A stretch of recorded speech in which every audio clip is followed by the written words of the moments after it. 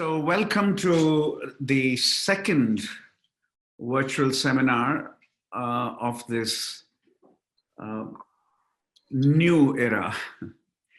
How else one can introduce it? A virtual era in our life. And last Friday, we discussed COVID, and this Friday also, we are discussing COVID and South Asia. And joining me are two people, two colleagues in the US and three from the region. This is our larger Brown community. From Brown in Providence, Patrick Heller is with me, professor of sociology. And from California, Rajesh Veeraraghavan is with me, who was a Watson postdoc some years ago, is now assistant professor at Georgetown. From Delhi, Anindita Adhikari joins me. From Dhaka, Bangladesh, Isha Sraboni. And from Chennai, Tamil Nadu, Liva Zumbite. Joining us. They're all there doing field research, and of course, field research has been interrupted, and everyone is paying attention to how COVID-19 is changing lives. We will start with Patrick and Rajesh.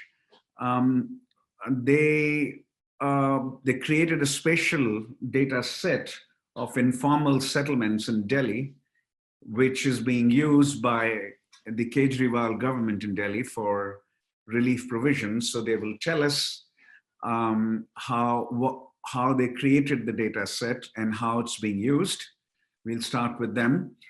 Anindita then will give us a report from Delhi about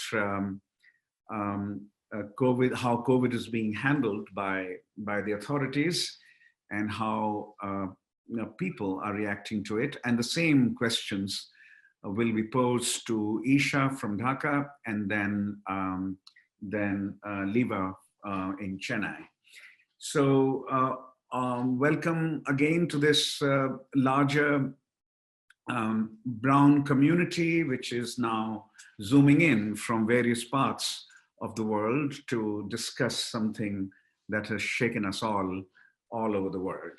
So let's start with Rajesh and Patrick. They will tell us about their data set. Each person will speak about 7 to 8 to 10 minutes, and then we'll open up for questions. So Rajesh and Patrick. Patrick, you want to start or want me to go? Oh, you should start. You should start. Okay, so I have something written up, which I'm going to read a little bit, and then I'll see how long it lasts before I wander out. On March 24th, when Indian Prime Minister Narendra Modi announced a countrywide lockdown to control the coronavirus epidemic, India's already significant homeless and food insecure population has exploded over the past week. The government has faced one of its most difficult and important challenges to date. As central and state governments have sought to provide free food and humanitarian support, they face a number of challenges, including unavailability of settlement level data in cities that Patrick's Cities of Delhi project found out, which is a genesis of this effort in the first place. The population density, particularly in informal settlements, is very high. Unavailability of public infrastructure repository and shared access to information, not just to the public, but also within government, within departments and researchers, were a significant problem. So immediately after the announcement of the India-wide lockdown, was Ashu was alluding to the data set we had. So we started to work on releasing the data on maps for the public good via Twitter. This was the work that literally started at the Watson Institute when I was a postdoc there, but we never really hoped that we would end up here. I remember spending many discussions with many meetings with Patrick about what we would do with this type of data to kind of show unequal access to public services to a large swath of people. And they had done, cities of Delhi had done a lot of work on based on qualitative work in detailed settlement analysis, doing interviews. We wanted to kind of try and see whether we could do different techniques to scale it up. So we had a method was combination of using satellite imagery to detect settlements because we don't even, it was not clear whether all the data about where different settlement types in Delhi, I think Patrick hopefully will clarify in when he talks about how many different types of settlements there are and how the allocation of public services depends on where people live. So we wanted to first do a simple exercise. It started off saying, well, where are things like toilets? Where are things like ration shops? Where is the Anganwadi center? Where are clinics? How is the road connection? So we've been collecting that data for the last, I don't know, 2-3 years with different success. And so in this particular case, I should also add, we've been working with, obviously Brown and Georgetown, and also Center for Policy Research, CPR, which is our main, partner in Delhi, along with Hyderabad Urban Lab, Anant Mariganti, and as well as community groups like SNS in Delhi. I mean, I give this background because this coronavirus thing was just completely caught us by surprise, and this was a research project where we had very different goals, as alluding to. We wanted to kind of take these maps, and we have been trying to kind of take these maps and and going to these various different settlements and showing and trying to see whether we can show these maps of where things are in other parts of the slums and even their parts of the slums, to try and see is that useful. Does it make it legible for them? And we had we had to rethink some of that strategy. But the long story short, so we were in a position to kind of try and do something about this. We released the data set. At that time, the Delhi government actually created a task force to work on hunger relief. And one of our team members who has been leading this in Delhi became part of that team. And from that point on, the work of our data was used along with data that the Delhi government obviously already had and other teams to identify and locate 427 schools, for example, initially to function as hunger relief centers in Delhi. And so our map, along with other data sets from other people, led to deciding or at least placing on the map where the hunger relief centers are. I mean, there were two different versions of it. One is, the government already decided where the hunger relief centers were, and they wanted to use our map, our data set, to kind of try and locate it physically on the map. And this was useful not just for citizens to find out where these centers were. More importantly, it was used by the people, by government themselves, because you can imagine that, yes, it's nice to put a map, but unless you have a phone, how does this thing help? So it was actually used by not just by citizens, as you'd imagine, but also mainly by other government officials, as well as civil society, to kind of figure out where these hunger relief centers were, and also night shelters. And it was not a very seamless process as I'm describing it. It was kind of very, very technical, very messy process of like 11, 12 districts in Delhi would send them the PDFs of where they want the hunger relief center to be, and we would have to compare that with the data set that we had, and that this is all done by the local Delhi.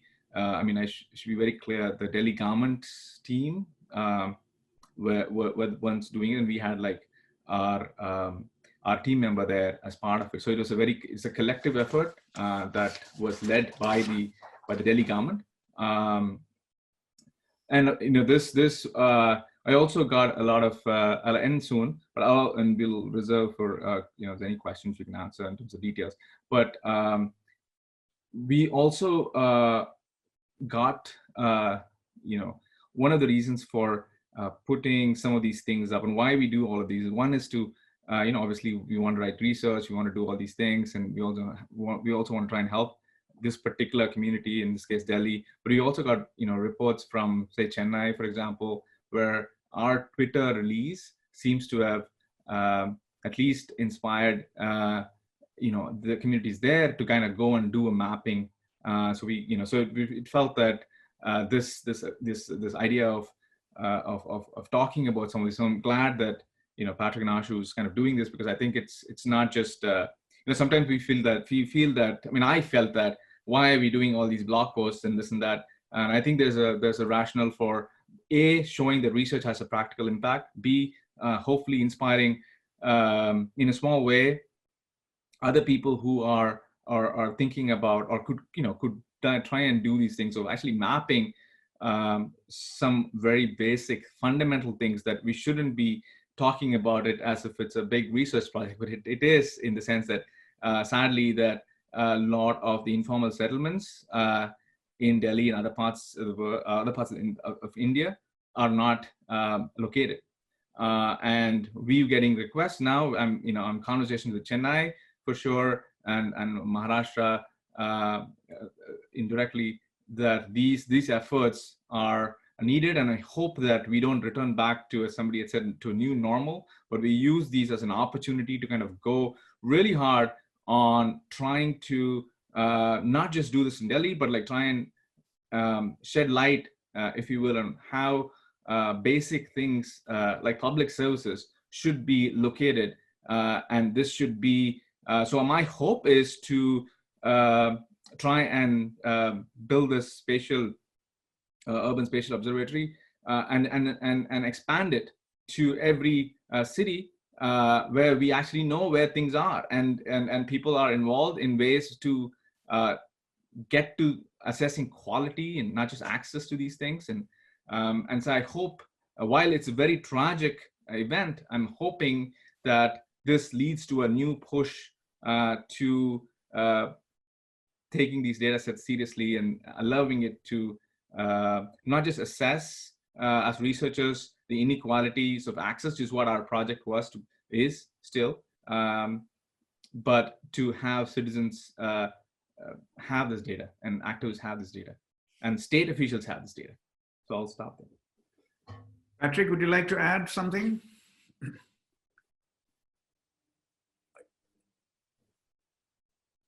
You have to unmute. Sorry, yeah, I'm unmuted now. Let me begin by commenting on it's extraordinary that the state of Delhi had to come to Rajesh and his team to get this data in and of itself. I mean, to me, that underscores just how little capacity the local state, in this case, the municipal state, actually has. I mean, if they don't know where their schools are located or need help at least mapping them out, et cetera, it tells you a lot about the state of data and the emphasis that local government has. I want to just step back quickly to put the Delhi case and this mapping data into some perspective. I mean, we're interested here in this group in thinking about government responses to the crisis. And we know that there's tremendous variation in how different governments have responded. And I think as researchers who think about these questions comparatively, there's really 4 dimensions of the state that we need to be thinking about.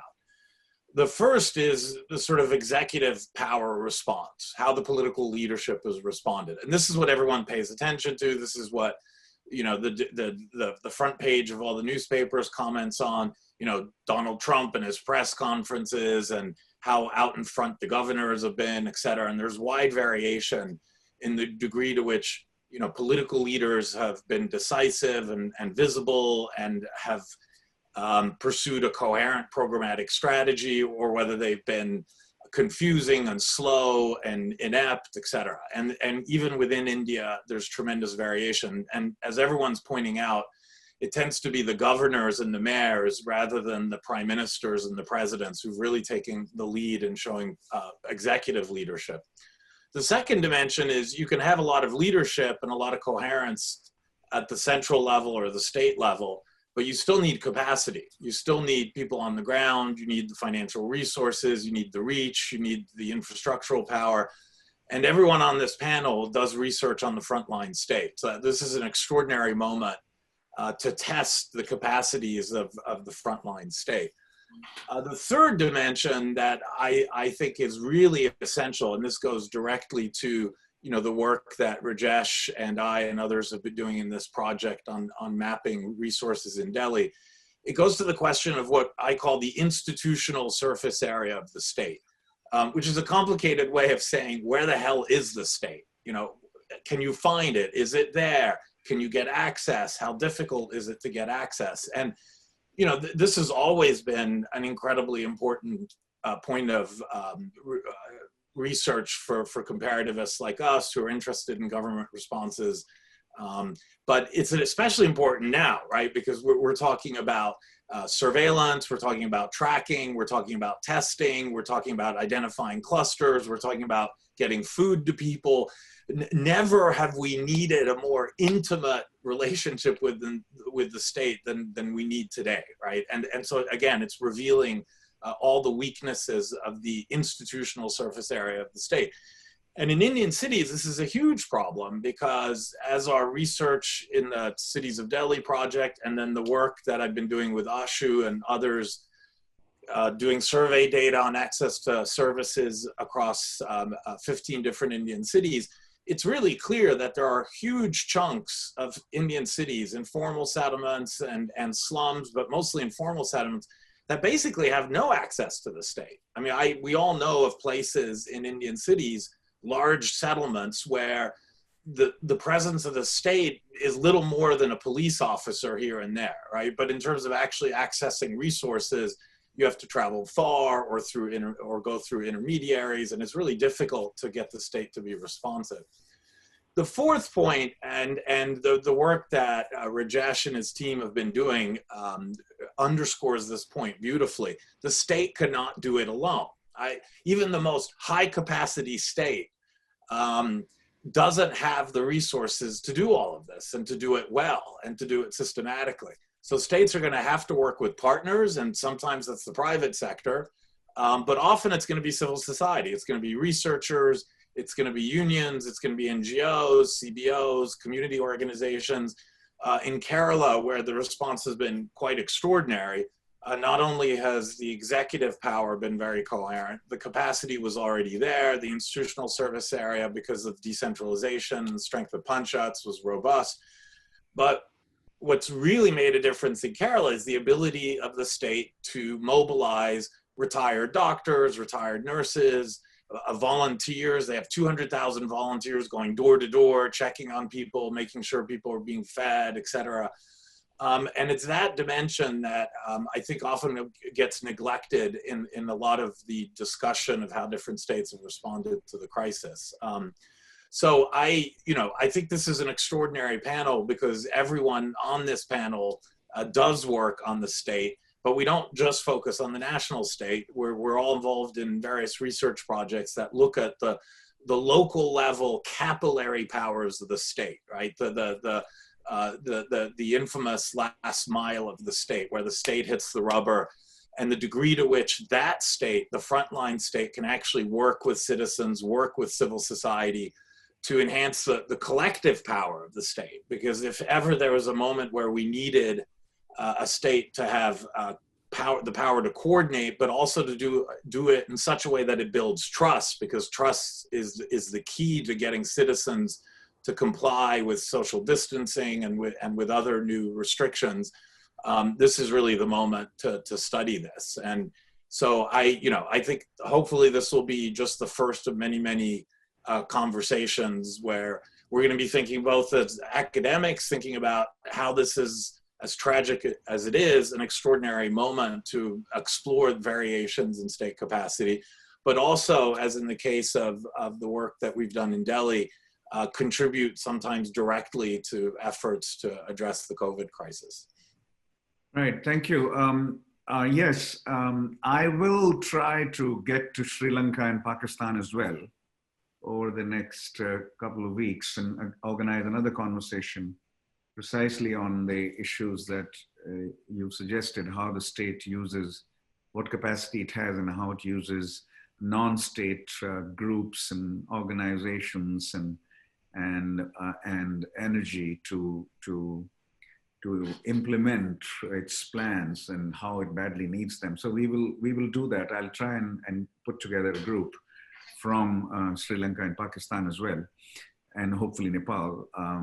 But a question for you, Rajesh. So how exactly were the relief centers picked using your data? Can you explain that to us? How did Delhi government create hunger relief centers using your data? Yeah, so as I was trying to say, there's two versions of the story. I think it's a back and forth. We had the locations of all schools mapped, and in 12 districts in Delhi had different, each of them deciding where the hunger relief centers could be. And that list was sent to this team that was working on planning or at least putting on a map where the hunger relief centers are. So in some sense, the hunger relief centers were decided prior or in this process of working with the data, but they didn't have this. They wanted to know where things are. So I think it'd be an interesting question to kind of go back to, in fact, we're thinking about this to kind of try and see whether the hunger relief centers were actually placed, appropriately and so that could be, that's, once we have the luxury of time and a distance from the project now we have, so we could actually see whether this actually allocated properly. So our work was more about locating them on a map so that that could be used to operationalize these centers and then letting people know where they are. So in that sense, yes, the hunger relief centers were decided locally already. They don't need the map for that. They had lists for that. But to get a comprehensive view of where these these relief centers were for further operations by the government and to letting people know that here is where you need to go, that's when the data set, not just our data, again, it should be clear, it's ours plus other people's data were mixed in to make use of it. Yeah. So the government used your data set to show to Delhi citizens where the relief centers are, or the actual selection of relief center sites was also based on your data set?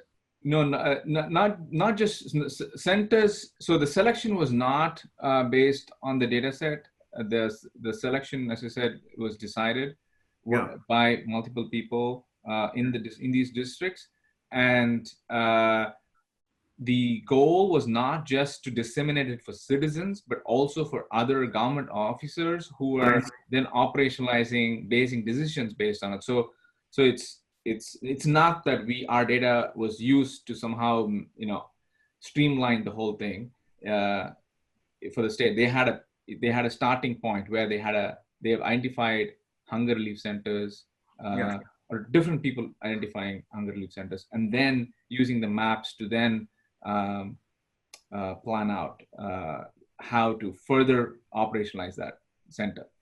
I see. And then, so your data set then was basically once the decision was taken, your data set helped both government officers and citizens to find out where the relief centers were, and two, to make the operations more transparent and efficient. Yeah. That was the purpose, right? Yeah. Yeah. The data set itself. And what kind of, so Chennai has reached you and Bombay has reached you for something So similar?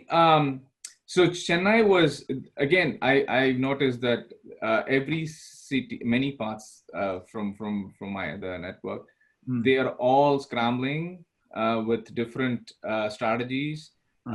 And the Chennai, the Delhi effort for all, what we just talked about, I think is impressive in the sense that they've assembled this team, not just our team, but like, Gautam Bond, for example, from Indian Institute of Human Settlements, and other people, Kriya University. So there are a few people they've assembled, and then they had this data-based kind of operations, and they've done, I would say, they're on top of things. In Chennai, I've heard that they I mean, this is again from civil society, not from the state yet. So it might be that their views are, not fully informed. So from my understanding is their approach is not as data centric, and so they are, so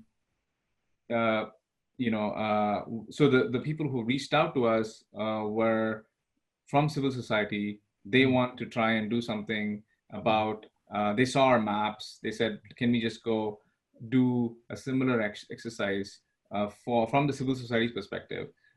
And the goal was, do you work with the state or do you speak to the state? So there are, so that was one thing that they're all civil society working away from the state, kind of charity. And then we're trying to work with the state in Delhi. And the Chennai effort may become where we speak to the state, where you at least this person I don't want to quote now wants to try and see whether we could use technology, data, etc., to to amplify citizens' pain and citizens' frustration and citizens' desire to kind of find solutions. Can you come up with something that would get state capacity in a very different way, in the sense it's by almost raising the awareness or the problems that, as I think Patrick initially said, all these people are coming and taking credit for, everything's under control, but I think a lot of it is not under control. And so that's what the Chennai effort may become. So we're still too early. Liva will tell us more about Chennai later. Does anyone have any questions for Rajesh or Patrick on how they've described the data set and its use, and or for that matter, Patrick's argument about 4 dimensions of state functioning that we might bear in mind as we proceed further? Any questions for them? Anyone? I have a quick question. My name is William. I'm from the School of Public Health. And so I focus on public health in India, but at the individual and community level. So less at the policy and structural level, but that's kind of where my take is. So I'm kind of interested in the maps when you're kind of pinpointing kind of government resources. So in my mind, I'm thinking like Anwari workers, for example, who have an amazing ability to kind of surveil the informal settlement of people, as that could be like a really important tracking tool for kind of the COVID response. So do you kind of look at in those maps the density of those kind of resource settings and how many people are kind of accessing those services? Or is it more of like pinpointing exactly where those kind of resources are within the informal settlements? Good question. So we want to do the latter, or former latter. Which one? The one which was more trying to figure out whether this was, more equitably distributed, and that analysis we could do now. As you said, we have the data for at least one part of the data, which is where things are, and the I guess the goal is to try and understand this more. But we've not done that yet.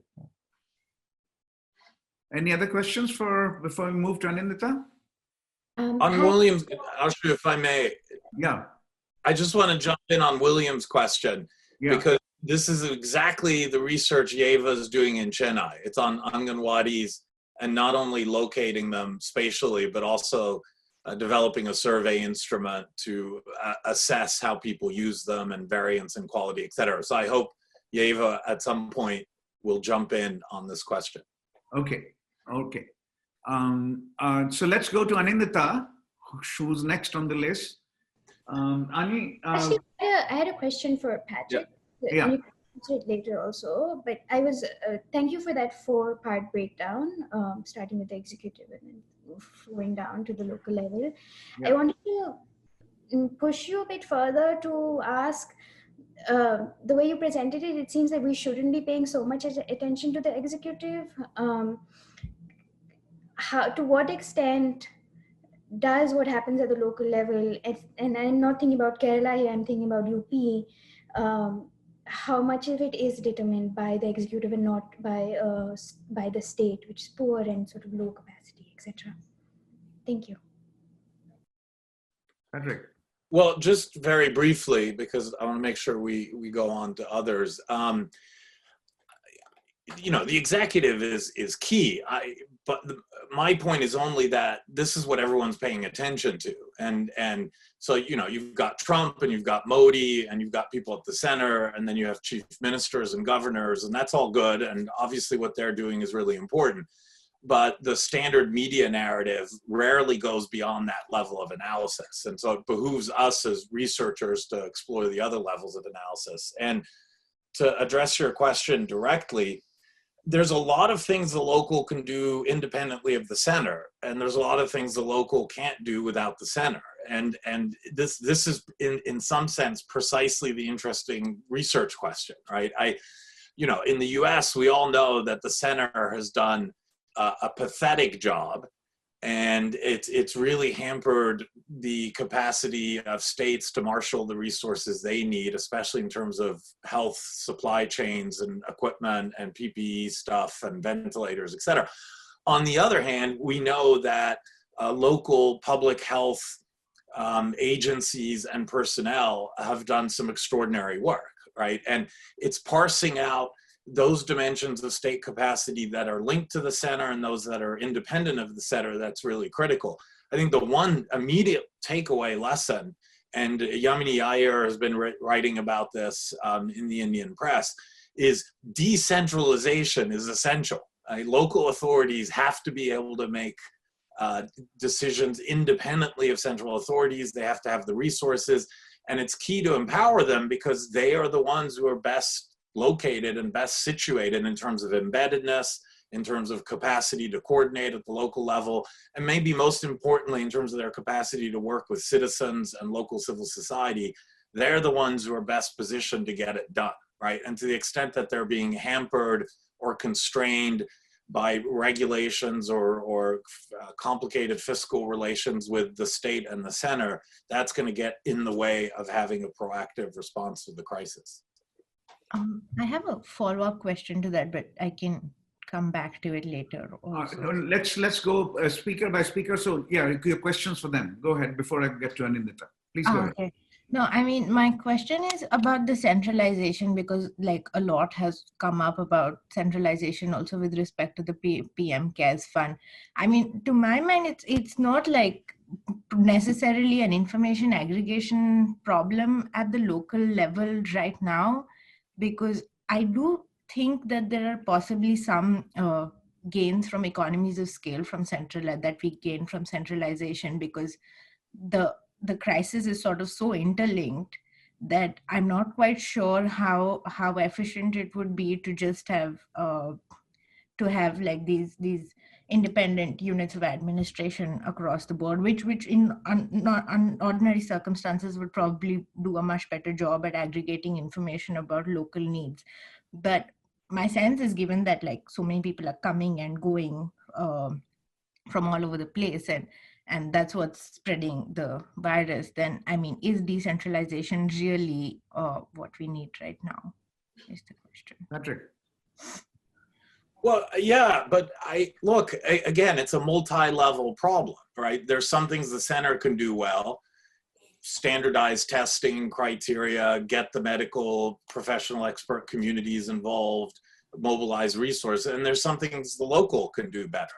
So for instance, if you've got a hotspot, there's an old a daycare center or some community level hotspot, you can't wait for Delhi to come deal with it, right? You have to deal with it locally.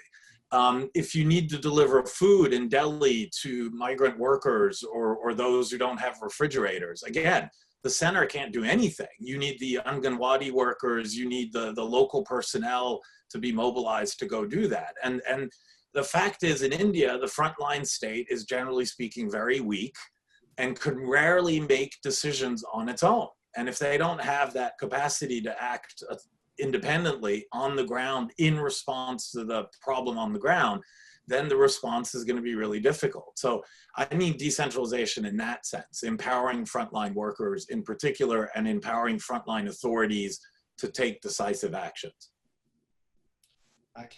Okay, let's move on to Anindita. She's also, that will complete our Delhi circle mostly, yeah. Yeah. Okay, hi, and yes, I'm in Delhi, but I'm not going to comment just on what Delhi's response has been.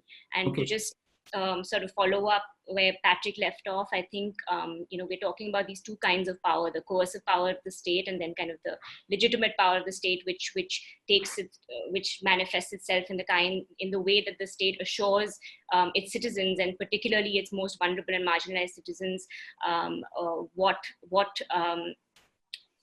the state can do to step in when the lockdown comes and bears hard on their lives and livelihoods. So I think I actually want to flip what Patrick said and say that in India, I think in the way that welfare relief measures are being announced, I think that is where we need much more of a centralized response, and actually coercion is actually better exercised in some ways in a more decentralized way, in the way district collectors or administrative officials, they know coercive capacity of our administrative system down to the block level is strong. Welfare implementation of welfare is where you need, I think, much stronger sort of command and command kind of measures, and I think the national government has got it entirely wrong. And so I want to start with just saying that for those who maybe don't have, all the context, we're talking about a situation in India which many have characterized as a lopsided lockdown, which was announced about 11 days ago. And thereafter, what I want to start with saying that the lockdown itself was announced without any consultation with states. And I've spoken to bureaucrats in different states who said not even the chief secretaries of states knew that this lockdown was going to be announced. They found out at 8 p.m., just as you and I did. So, speaking of coordination and centralization, this was extreme. It was a disaster for what was going to ensue. Of course, it's a necessary decision. Perhaps many would argue, and health experts would say, although there are health experts who would argue against the extension of the lockdown and the lockdown in its current form, but I'm not an expert on that, so I will reserve my comments to the range of welfare relief responses that we've seen both from the center and from state governments.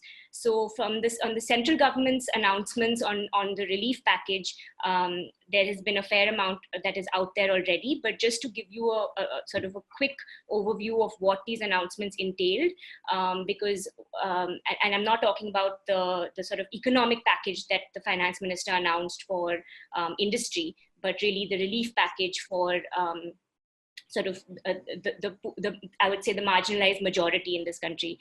So it was a $23 billion package that was announced, and while this may sound like it's a relatively decent kind of first announcement, I'm sure all of you have seen The Economist, that table that did its rounds, which basically characterized India's response as the most stringent and also the most stingy. So it's been one of the most brutal lockdowns compared to all other countries globally.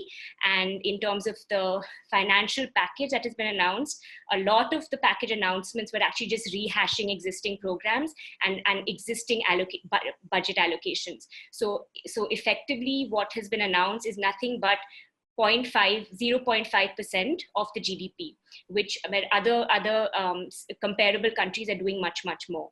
In terms of what was in these packages, I won't get into those details, but there were a range of measures in terms of food, income transfers, redirecting funds from district mineral foundations, and so on, and then using kind of existing architectures of welfare, whether it's the direct benefit transfer systems, it's zero balance accounts that were already in place, and existing administrative architectures like the National Rural Employment Guarantee has in place. And of course, in some ways, really the architecture on which all of this rests is the public distribution system, which is perhaps it. So what I do want to say at the outset is that the central government's package was that we're even able to distribute relief today in India because we do have a semblance of a welfare architecture in place. That again, I would push back on Patrick's earlier statement and say that we do have a revamped public distribution system thanks to the National Food Security Act that was that was introduced in 2013, that allows us to actually distribute food down to sort of hamlet levels, which is pretty incredible. So that's on the center. In terms of state government responses, and this goes to kind of what Arushi was saying, which is that I'm not yet sure whether completely decentralizing welfare relief at this time is going to be as effective. And so what we're really seeing is an incredible response from state governments. So I've been involved in an initiative where we're compiling relief orders, so just welfare relief orders. There are a whole bunch of other orders as well on movement, surveillance, violence, etc. But just welfare relief orders, we started tracking these and collecting them on the from the 25th of March, and till date we have about 320 orders that state governments are issuing, and we are tracking these orders and compiling them, and we are absolutely overwhelmed. There are orders being issued by the hour. So to say that state governments or the state has not quite stepped in is perhaps a misnomer. The center, on the other hand, has been sort of the silent or like allowed. I mean, either it's allowing the state governments to do what perhaps they do best, but state governments have really stepped up. And here too, we're seeing a range of different measures that have been announced, which are basically top-ups on existing welfare entitlements. So things like on food, there is a top-up on entitlements. There is free ration that is being provided in advance for 2 to 3 months at a time. Social pension payments to persons with disability, the elderly, women-headed households, and so on. Cash transfers has become sort of the go-to for many state governments. And I think it was Abhijit Banerjee and Esther Duflo that also have made these statements saying that we should not be thinking about how we can be clever at this time. We need to be quick. And the quickest way to do it is to actually just disperse cash, sort of like with minimal conditions. So several state governments have actually done this. For instance, even the Bihar state government has recently announced that they will just deposit 1,000 rupees in all PDS ration card holders' accounts, no questions asked. And in addition to that, maybe Eva can talk much more about the midday meal and the responses the state governments have had for children and in terms of maternity entitlement. So I won't get into that. But I do want to say that certain state governments like Odisha, Chhattisgarh, Madhya Pradesh have been phenomenal in their welfare responses, from doorstep delivery in urban areas very quickly, maybe 2 days after the lockdown was announced. Kerala, of course, we've heard a lot about, and maybe Patrick can pitch in there. But sort of states which already had robust welfare delivery systems really were the first movers. The third thing I want to talk about is, of course, is the migrant worker situation that we've all been seeing images of. It is dire. It is, I mean, as we speak on this webinar, my phone has been ringing off the hook, and I'll tell you about an initiative that we've been involved in, and this is one of hundreds of such initiatives that have come up in the last 10 days. So the migrant worker situation, as we know, 80% of workers in India are from the informal sector, and 1/3 are casual labor. And of these, the ones who are migrants are, sort of layered vulnerabilities.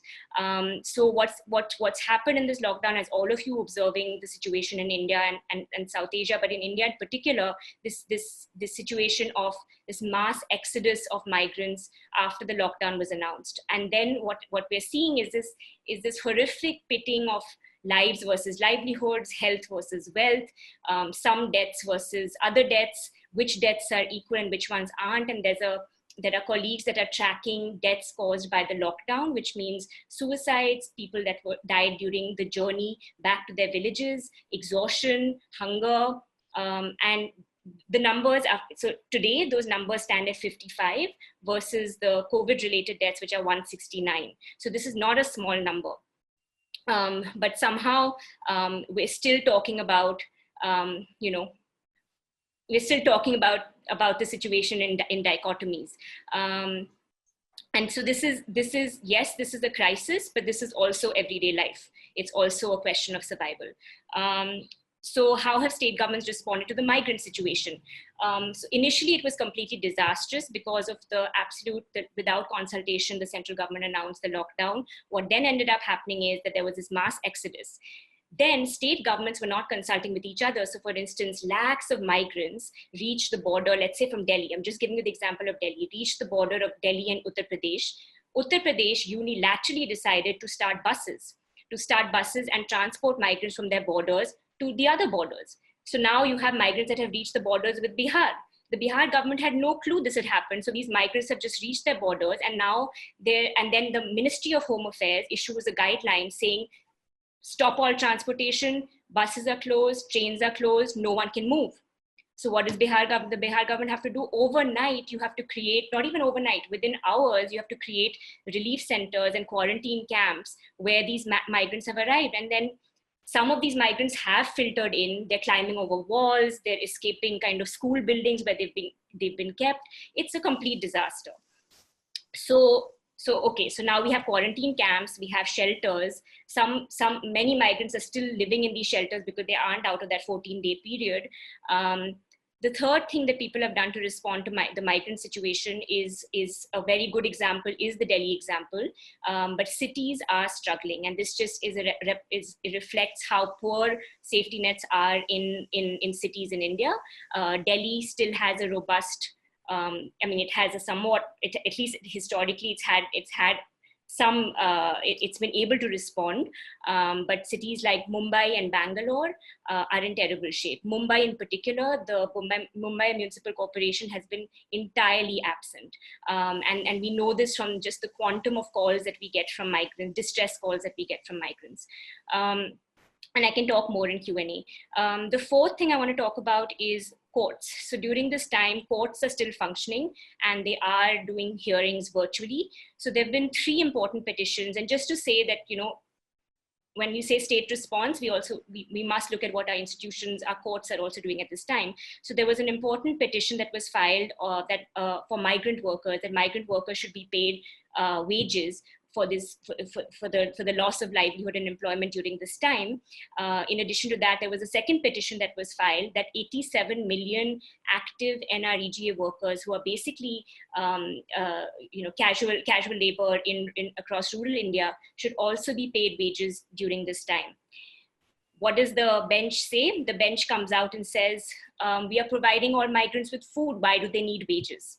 And the petition has been dismissed. So of course, a lot of us have been saying maybe we should pay our judges in meals then. In addition to that, there's been a petition around prisoners and under trials, but the courts have basically said, we don't want to interfere in what the central government's doing, and has so far has not provided us with any kind of relief in terms of orders that will fill the massive gaps in terms of relief to migrants. The final thing I want to end with is civil society response. And here, it's been, this is kind of the good news section of this 8-minute or whatever, 10-minute brief, is that civil society, but just individuals, neighborhood, RWAs, neighborhood associations, just ordinary citizens are out on the streets and stepping in. I think because everybody was caught so unprepared, state systems were not able to respond.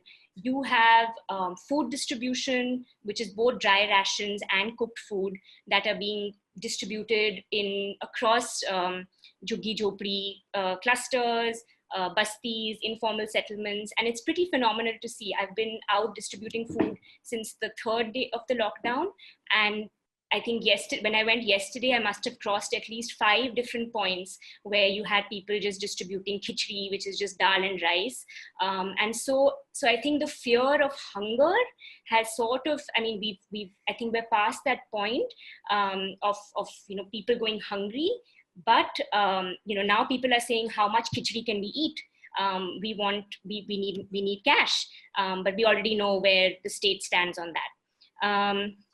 And then I just want to end with a sort of just on the health, because I don't want to step in for health experts, but I do think it's really important. Maybe for the next seminar, you could consider bringing in somebody from the Jan Swasthya Abhiyan, who have also been one of the important voices in bringing together kind of the health expertise with sort of the economics of the situation. And what they really advise is that we cannot afford a lockdown, we cannot afford an extension of this lockdown, and what we really need to invest in is, I mean, we need containment, we need investment in public healthcare, and we need testing. Again, I think this is something that is echoing across the world, not just in India, but even the public health experts in India are saying that the lockdown and this current form of the lockdown is just not sustainable. So I'll end here and happy to answer questions. Yeah, so maybe let's allocate 5 minutes to this, and then we'll have 2 more rounds, 15 minutes each, including the presentation, one from Bangladesh and one from Chennai. Any questions for Anindita? Yeah, actually I had a question. Brigu, yeah. Hey, Brigu. Hey Patrick, how are you? Good. Sorry, I won't be able to stay too long because my daughter is bouncing around in the background and has agreed to read for a little while, but may lose patience soon. But so I wanted to ask, the reason I kind of thought, even if I can be here for a short time, so there's a consortium of anthropologists in different places who are trying to imagine the kinds of research projects that they can collaboratively do on this question that Rajesh had mentioned, how do you understand quality, not only access? Because one of the things that for me, for example, is concerning or highly concerning at a personal level also, but beyond that, for research is that basically in some of the places where I do research in resettlement colonies in Delhi, what you can see is the ways in which it's a continuation of previous things that have been going on, CAA, NRB, etc. So alongside the migrant worker situation, which is obviously is dire, is kind of everything we are seeing and worse, the people who are at home or artisanal workers or people who are basically also in the informal economy. So from them, the sense of from people I know or speak to is that they are panicking to the extent that basically in a month or 2 months, they feel they'll run out of savings or money. So a lot of people are quite nervous about how life will continue for those who run, say, meat shops or are in economies that are anyway had been on the back foot. So we are trying to figure out, or I want to know what,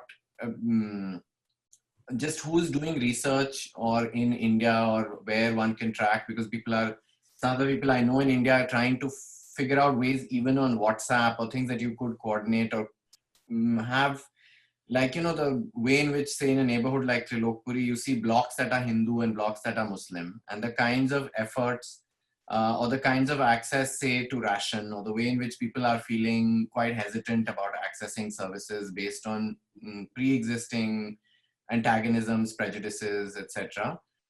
So some of that I'm trying to ask, even say I have 8 people who will dependably for me have worked as surveyors before, some of whom live in the Hindu block, some in Muslim blocks. And I want to think of, say, even 4 questions I could send them over WhatsApp to ask every, say, 5 days. So I, just in terms of how are Muslims being able to access, and what is the difference between in this situation of those earlier ongoing. So who's doing research, or what would be the interesting ways in which the urban spatial laboratory or observatory, or we could be able to see people doing, not in the earlier situation we've all, I guess everyone has tried to study whether anthropology of the state, But right now, who are the people doing this kind of work on quality, and how would one do it in a digital form? Or So one thing I would, Monica and Rajesh, both, if you could just tell me stuff I may not know from here, because yeah. No, one thing just as an idea that I know in Delhi we were hesitated to do this, but I know Ani could clarify this more, that they are shutting down some parts of the city, clamping it down so that nobody moves, can move apparently, and so it's it's not just, it's like even a further form of curfew where you can't even go get food, and the food is delivered to you. And so we had an idea. Well, we had a thought of, should we map these? First impulse was, can we map this? And then the next impulse was, oh God, this is going to be extremely, like, it's not clear whether this is going to be, the response is going to be as intended. Meaning, we don't know enough about which are the localities that are getting mapped. Is it, let's say, the Muslim areas are going to, you had to find out that it's totally blocked off. It could lead to, further worsening situations. So I think I'm just saying, like, look, I'm seeing, I would think that this is going to increase, where you would find parts of the city blocked. So, and to understand which of the parts, how do they decide, all of that, how that reacts, how that affects mobility, for example. In this case, relief workers want to kind of navigate this, and would it affect them? And so I'm just saying, like, as a methodological, virtual way of doing things, even tracking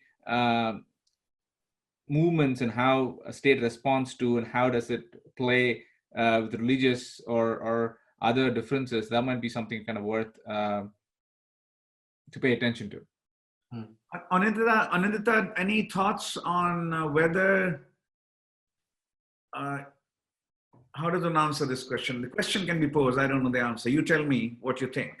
Are Muslim areas getting lesser access to relief supplies? So far, the reports that one is getting, including from Trilokpuri, Brigu, we've got several calls from Trilokpuri, but these are mostly migrant workers from Bihar, UP, etc. So Northeast Delhi, which was also the place where a lot of the violence around, not just the violence, but just also, preceding that, kind of the places where there were ongoing protests, etc., around the CAA. So as far as kind of official presence of the state in terms of feeding centers, ration shops goes, they're open and they're functioning.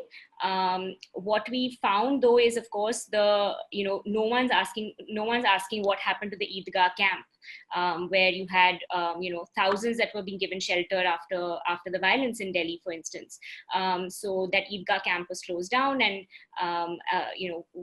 where are they now? So there is a petition in the High Court that was asking for relief, etc. So obviously there are layered vulnerabilities in parts of the city that there are groups that are tracking. So one, of course, is Karwa-e-Mohabbat, Harsh's group, that has been on it. And there are a few other not researchers really, more sort of activists that are tracking such reported incidents.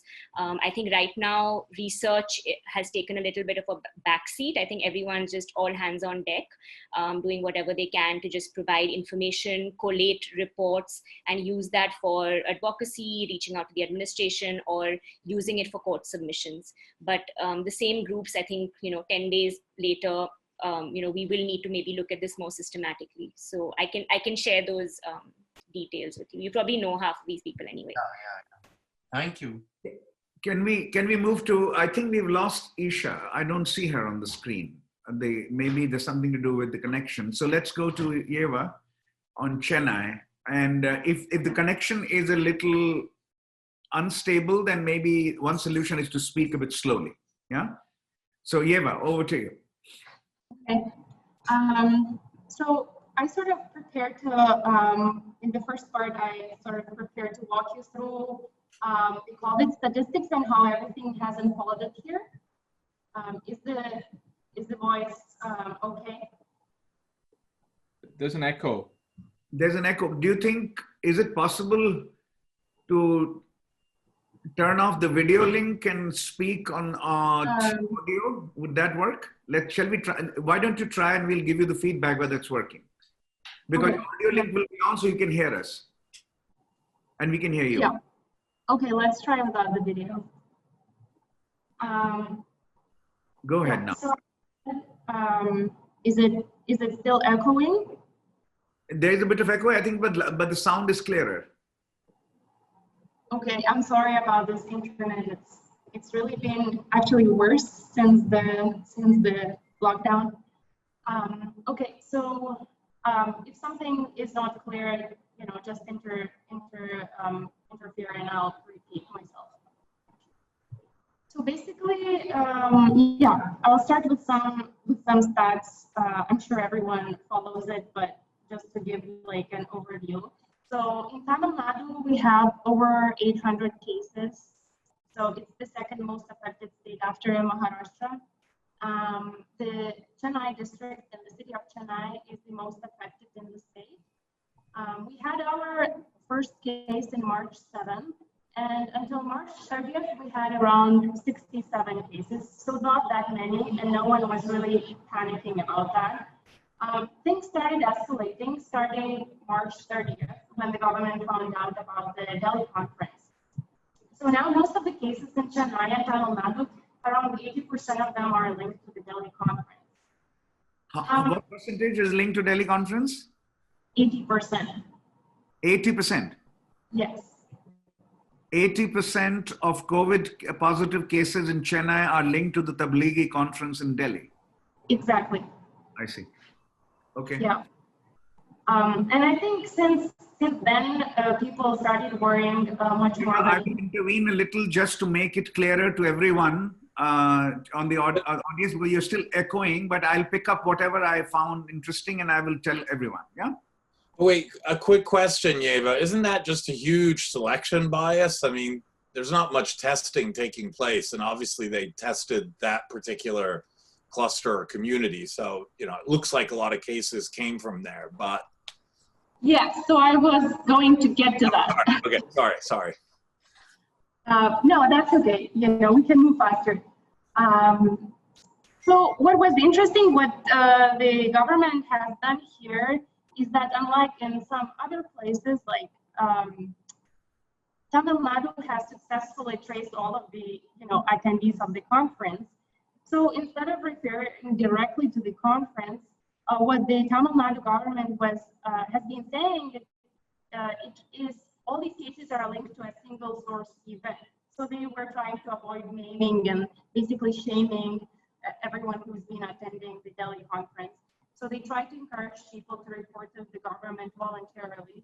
So that seems to have been a successful effort at least tracing the attendees and everyone linked to them. And that process is still ongoing, obviously. So from the informal circles, what was interesting is that actually there are a lot of people who are not happy with this government approach. So they have criticized the government that, it's not, that the government hasn't criticized, that it hasn't been tough on the conference attendees enough. So, these are interesting political dynamics that are going on among the informal circles. Yeva, let me intervene and let me try one more thing. Do you think if you have something written up as a slide, do you think you can share it and maybe we can follow that? That's one way to deal with the sound and echo problem. Can you share that? No. I have some notes, but they are. You know what? What if you give me like one second or 1 minute? I'll move to another location, which should be better. Okay. Hey, while we're waiting for Yeva, I just want to build on Ani's comments and make an observation about how we need to move beyond thinking of the response to the pandemic and the welfare response in zero-sum terms. I mean, a lot of the debate is, do you lock down and yes, it's going to have a high humanitarian and welfare and economic cost. Or do you open things up and get the economy going, but then you're risking the spread of the pandemic? And I actually think the welfare response is the key to minimizing the impact of the pandemic. So a lot of the pandemic measures are, shut down and reducing people's mobility and stopping them from going to work and limiting them from going and shopping in the normal places. But a lot of successful welfare responses will address some of those issues while preserving some degree of physical distancing. And I really think the key are the three-level coordination, national, state, and local. And then the degree to which these partnerships, especially with civil society, but also across agencies and across levels, are effective. And Ani's opening point that the states weren't even informed, tells you just how incoherent the center's approach has been. Sorry, Eva, I was just filling in. Yes, go ahead, Eva. Okay, let's try. Is that still echoing? That's much better. Better. Okay, maybe the room is too big. Okay, so I'll try with the video. If the voice is breaking or echoing, I'll switch it off. So what another interesting thing is, which will be interesting to follow in the future, how things will unfold, is that North Chennai seems to be much more affected than the South Chennai. And we know that North Chennai is largely inhabited by the working class population, and that's where a lot of Muslims live. So these are areas that are more affected. There are like areas that are sealed. Those are areas where people are struggling to get food, and I'll get to that later.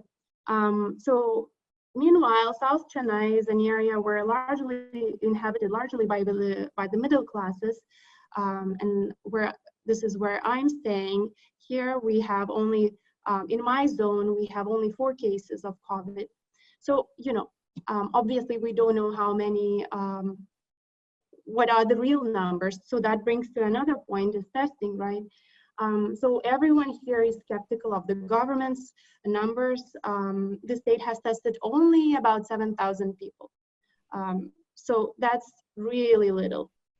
What is interesting is that the Chennai Corporation has decided, instead of ramping up testing, and testing is also expensive and complicated, it started ramping up its efforts in surveying households to check for symptoms of COVID. So the corporation has decided to conduct basically a census of all the households in Chennai to identify anyone who has symptoms of coronavirus, such as cough or fever. So since last Sunday, 16,000 people have been going door to door trying to look for potential cases. So this is massive, but as with everything, it's not clear how effective this is, how well the survey is carried out.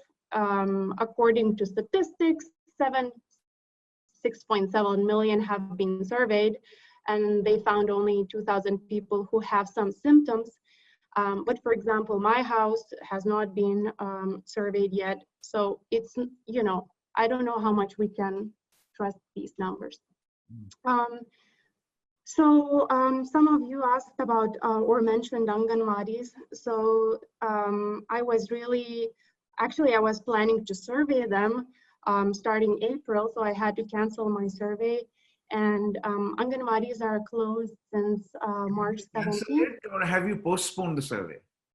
Yes, I have postponed, but I don't know if I will be able to actually go back to the field within the next 3 or 6 months. Yeah. So the Anganwadis, so they were instructed to provide take-home rations. So the centers are closed, but they still have to do the dry rations.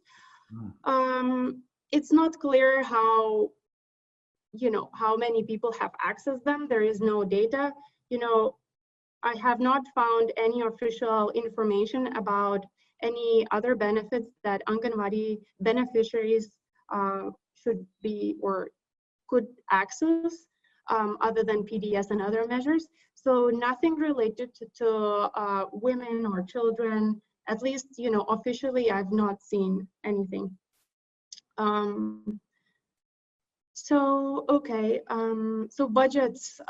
So the state government plans to spend $460 million on various relief measures and COVID and addressing the COVID situation. So we don't have details of how this budget will be used. We know that, you know, the state is ramping up its efforts to fight the pandemics by doing more rapid testing, investing in medical equipment and prevention. And it seems that there is a significant portion of the budget that is dedicated to various relief measures. So an important aspect of Tamil Nadu government, as Ani mentioned, is that, you know, there is established infrastructure to provide food. There are highly subsidized government canteens called Amma Unavagam. So they have been really helpful right now in feeding people, as well as the community kitchens, providing food for homeless, poorest, and the migrants. Do they send food to neighborhoods, or poor people still come to the canteens to eat? Yes, people come. So the number of people increased from typically 200 to 600-800 people going to these canteens. But there's no social distancing possible. Right. So that I don't know how they're doing it. Right. Okay. Yeah, and so senior citizens are getting food delivered at home, and those in need, people with disabilities, they're getting that food delivered at home. There are the Chennai Corporation has provided lists of grocery stores that can deliver food for free of cost to your home. So the PDS also works really well here. People access it well. They get, you know, free rice, dal, cooking oil, and 1,000 rupees cash assistance. There are additional provisions for construction workers, auto drivers, street vendors. Yet there are 15 more groups that, you know, are under the welfare board that are not getting any additional relief. So, for example, domestic workers, they're not getting anything. Many of them have been fired. On the other hand, many of them have been asked to report to work. And there are concerns, obviously, you know, they are not wearing masks or gloves. So these people are fearing their lives and their family lives by going and working in the middle class areas. So overall, it seems that, yeah, as Ani mentioned, the state has established some social safety nets that help to distribute things like PDS or the subsidized canteens help. So, you know, right now in crisis, you don't have to reinvent the distribution system. But from personal accounts, like talking to some auto drivers or some people who work in the informal sector, you know, these additional relief measures, for example, auto drivers are supposed to get 1,000 rupees cash to their accounts. These people have not received the cash. They don't know how the cash is delivered or the transfer is delivered. So there is lack of clarity about these additional measures. And while food is not an issue elsewhere, I think here, talking to the NGOs, it seems to be more of a concern going forward. How will people, while they've been getting food, but now going forward, how will people be able, people are afraid about their future. Basically, how will they afford groceries, rent, and, you know, supporting family in general, especially in the areas that have been sealed, where it's hard to access grocery stores. Grocery stores here are open until 1 p.m. So while I was speaking to NGOs, and a week ago, they haven't been that much concerned about the situation. They were saying government is doing a lot. Versus this week, NGOs are, you know, asking me to, you know, help them figure out where we can get a subsidized food. So things are changing every week, I think. what else? Yeah, personally, I think, while Ani and others are, can get more involved, I feel like I can, in terms of, doing more sort of information spreading, helping, this sort of work. I really can't go anywhere because even before the things got escalated, people were looking at me suspiciously. So even if I go to buy groceries now, people are looking at me more suspiciously than at other people. So I don't know how easy it will be for me to go back to the field, or for anyone else who is a foreigner, basically, to go out and do survey work or ethnography. I don't know. I see. And I know that. I know that even surveying. So I'm in touch with someone who is running the demographic and health survey in Tamil Nadu. So they're doing this huge survey. All India is doing this survey, but for them, going into Muslim areas, doing surveys there has been extremely difficult. Basically, if you want to do surveys in Muslim areas and you're affiliated with the government, it's not very easy. Okay, we have about 10 minutes, so let's now concentrate on Chennai and also your own research plans. One thought about your research plans, Eva, is that you can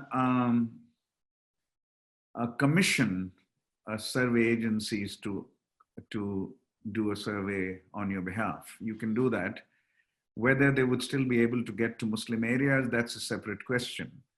But I don't know what your funding situation is, but in principle, that route is available. And I know that graduate students have done that in the past.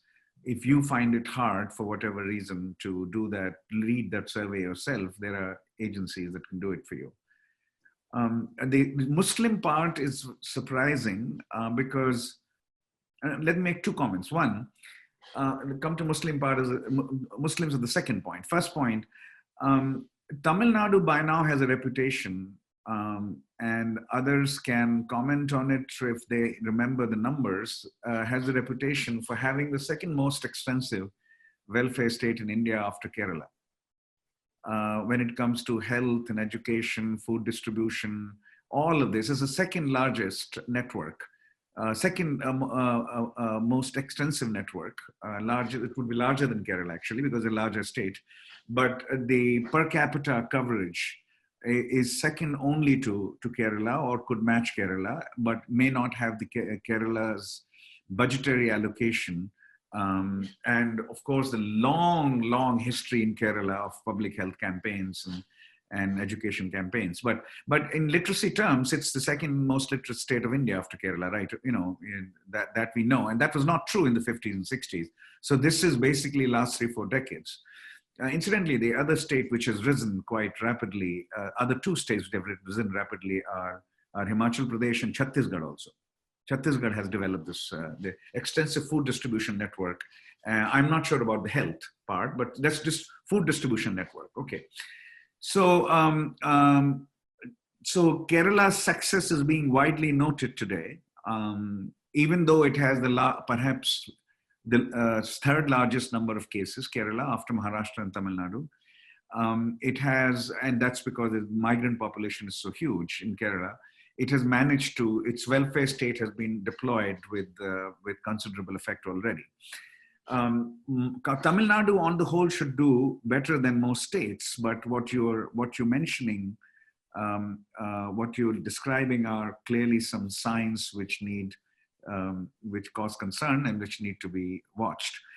On the Muslim question, Kerala is perhaps, having done so much work on this question, Kerala is least affected. Kerala and Tamil Nadu are least affected by the so-called communal virus.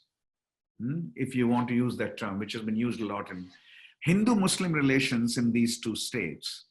have had very little violence, first of all, and tensions might have existed, no doubt. Tensions will exist. Tensions have existed, but they've been managed peacefully, right? So, can you say a bit more on what kind of political or citizen response emerged when people came to know about the Tablighi cases in Chennai? It is not known. Both of these states are not known for let's call it Hindu-Muslim tensions of a high order. They're not known for that. They don't appear in our data set, in the Varshney Wilkinson data set that we created. They just don't appear there, right? So can you say a bit more about the Muslims, let's call it the Muslim question with respect to COVID after the Tablighi incident in Chennai? So it's purely based on, informal conversations in the WhatsApp groups, Yeah. seeing what people are saying, based on, my friends' WhatsApp groups and others.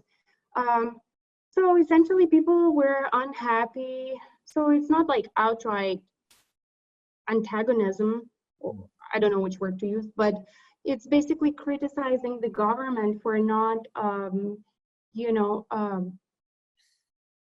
criticizing not just the government, but criticizing the media for not properly or reporting this case as, a significant source of virus that has come to the city or to the state.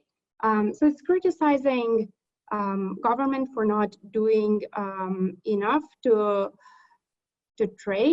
track these people. So it's basically, I don't know if it would be different or similar with any other group.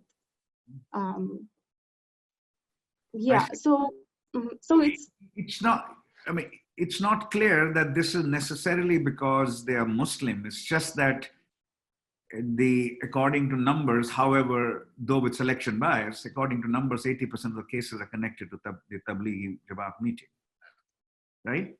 Yeah. I have a quick question. It could have been some other meeting. It could have been some other meeting, and then the focus would have been on that, right? Yeah. I mean, before this, it was really visible and I could see it on the streets. People were being racist towards people from Northeast, right? Because confusing them with the Chinese. That's a problem in the South. We have very little time. I want to make a general comment, but Ani, did you want to jump in? We have 5 minutes left. Yeah, What? it can wait. You go ahead. Yeah. So I just wanted to try to connect some threads here because this is a really interesting conversation. And let me just begin by saying, this is a very surreal conversation because on the one hand, there's the immediate crisis and some of you are literally on the front lines, and then some of us are here in Providence, and then others are doing data work with the city of Delhi, and and we all, so thank you for all the work you're doing, and I think that's the absolute priority. But having said that, this is going to be with us for another year, a year and a half. It could be 2 years, right? This kind of constant mix of, are we doing welfare? Are we doing lockdown? How do we coordinate the two? Everyone everywhere in the world is rethinking the role of the state, and in particular the welfare state. And I totally agree with Ani. I think a lot of the outcomes will be a function of how much existing welfare state infrastructure there already is. It's already really clear in the US. The blue states have done a much better job of responding than the red states, and all sorts of variation that tracks onto existing welfare state. But I think the set of questions that's come up here that's really interesting is, we already know a lot about existing welfare state infrastructure, Chhattisgarh, Kerala, Tamil Nadu, Himachal Pradesh, et cetera, the PDS system that's there. It seems to me what's really going to make the difference going forward is how people access how they actually use the welfare state, can they find it, can they use it, are they being discriminated against, are the officials being accountable? Is it based on rights as opposed to privilege? All the sort of usual questions that we've been asking about the frontline state. And to Brigu's question, thinking about a way we could use WhatsApp or other social media to ask some very basic questions. You know, how often did you go to the ration shop? How long did you wait? Were you treated properly? And I'm just talking off the top of my head, but there's a whole series of really simple questions that if we could, you know, just sort of capture through some social media type instrument would give us some extraordinary data about the take up of the welfare state, how people are actually using, are they getting their money? Are they getting their food? Are they getting tested? Who's getting money? Who's getting food? Who's getting tested? And if we could sort of develop a kind of common template here, and it goes to some of the questions William raised as well, that would be extraordinary. And it would be extraordinary not just as research, but in actually informing the responses as we move forward over the next year plus. Actually, could I say some very quick thing? I had something I wanted to say to Patrick also, if that's okay. Go ahead, Bigger. So Patrick, yeah, actually that's the main two things I guess I wanted to say. The first of which was that if there is something that happens where people try to create like a 6-question template, then please do keep me in the loop, and I'll try to bring anthropologists into the loop as well. Because even over WhatsApp, and it's not only, as Oni was saying, it's research, it is a combination of research and then what one can say in terms of even offering criticisms of some kind of informed criticism of ongoing government efforts. Or intervening in situations. The other thing I was kind of wanting to ask Patrick and Ashu and maybe Oni, which is the other thing in this anthropologist COVID network thing that I was mentioning and I was part of, and that had sparked off some of these thoughts. We had groups from different parts of the world, and one place that's had a very strong tradition of anthropology is South Africa. And it was quite shocking to hear how different these same basic things are. That is, how many days were given of announcement prior to the lockdown? A simple question. Or the absolute simple understanding of what are the common network routes along which people in your country travel. So that if an emergency situation happens, where will they convene? And how prepared should you be in these 5 places like ISBT in Delhi, or like 5 places where you know that people will convene in a situation where there's some sudden migration that is announced. So it's not even like some far-sighted thing, it's like basic common sense. So those kinds of things in a South African context, for example, were shocking how well, in a way, from the descriptions of the people who are on the far left in South Africa and hearing what they had to say about how things happen, what their reading of the lockdown or whatever the equivalent is. So in terms of comparative work or offering criticisms or being able to say something informed, because it's not only health experts in a way, Oni right now being in touch with lots of the medical people, even in the best of places in India or here, it's not that it's not necessarily the case that anyone has expertise on this, even from within, say, medicine. And it may be for a while, the best advice they can offer is what we already know, that is have paracetamol and lots of water. And basic stuff like that. So in terms of expertise, I would say if there's any kind of comparative work that's going on, Patrick or Ashu, that you know of, if you could alert all of us, and we'd be able to share it with other people, even just in terms of comparing 4 governments which are similarly placed. They're not resource rich necessarily, but how do they respond to these 4 basic questions? Or like, what is the difference between things that are happening in place A, B, C? And then one can at least modestly suggest some things in terms of what voice critique can take at this point, which is that, in other places things are happening in this way, which is not based on some great resource difference. So I want to organize a conversation now. Isha left us. The responses from Bangladesh, Pakistan, and Sri Lanka as well, so that you can join and see. At the Center for South Asia, Contemporary South Asia, we can certainly organize that conversation. South Africa will be harder to bring in, though, I've always had a great interest in South Africa. Patrick has worked there quite a bit as an intellectual project. He's worked there as a research project. But certainly other countries of South Asia I want to bring in as we proceed further in our virtual semester. So that, of course, will happen, or should happen. I'll try. William, you had maybe a last question and then we close. No, we can. I'm just looking at the time. I can just email specific questions I have. Just due to All right. time. But yeah, if we could get in also Nepal as well, because I know the migration as workers are kind of stopped at the border right now in Nepal, because Yeah. Nepal has closed the border. So it'll be really interesting to see the COVID response Let's and bring entering. let's bring in Nepal also. Absolutely. Bring in And Nepal. as we do this, actually, Yale also has a virtual seminar going on exactly at this time on COVID response in Pakistan with Ghazala and Sarah Khan, etc. Yes. Yeah. Okay. So see you next week sometime. Hopefully, we'll on the next virtual event in this whole series that we've started. Okay.